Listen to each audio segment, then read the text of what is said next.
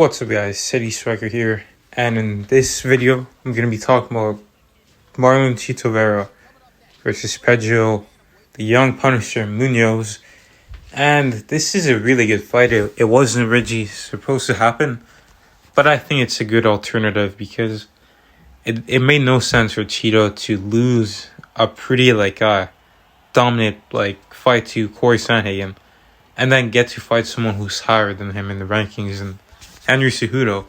So I think this is a good fight for him. It's not as tough of a fight, but I think that Cheeto is gonna win this fight. But I think it's gonna be pretty close, to be honest, because Cheeto's the type of guy who doesn't have high output. Even though when you hear him talk, he's always talking about how he's got good cardio, but he doesn't really put a pace on guys like someone like Kobe Covington or Max Holloway. Those guys have good cardio because they constantly put it. He says it based on the fact that he doesn't get tired, but he doesn't throw many shots.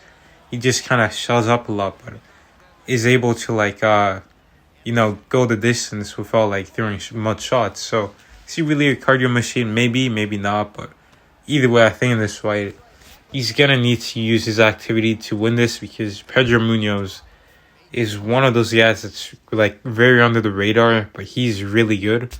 We saw that he's got power and he's very technical, and he just put that on display in his last fight against a prospect like Chris Gutierrez. But I think that Cheeto, with his experience, that loss, it should wake him up.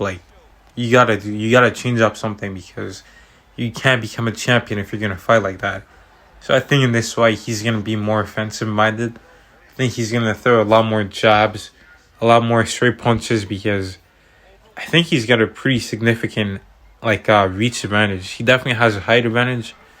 I'm not too sure about the reach, but he's also got really long legs.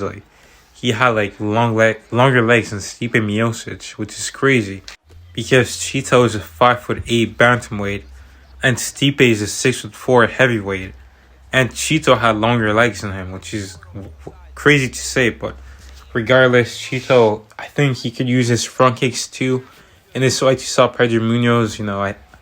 It's gonna be hard to say who's gonna be the one pressuring for it. I think it might be Cheeto, because a lot of times Munhoz is the one that's getting pushed back. Although he'll push him back as well, push his opponents back as well. But overall, I think it's gonna be fairly contested in the middle of the octagon.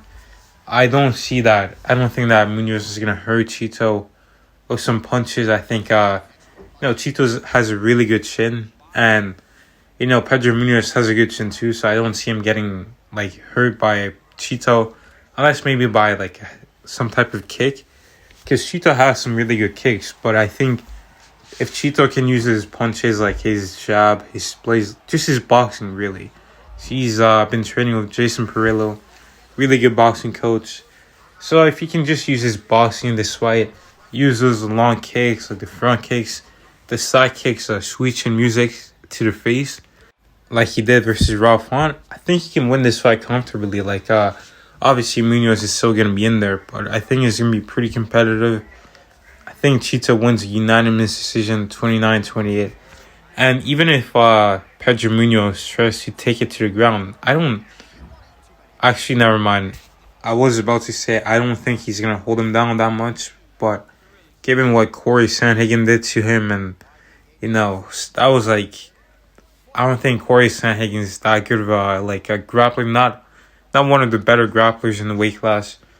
Munhoz and Sandhagen, I ranked them I would rank them on equal level in terms of grappling wise, which might be a bit crazy to say. Maybe Sandhagen's above him now, but I think they're pretty close.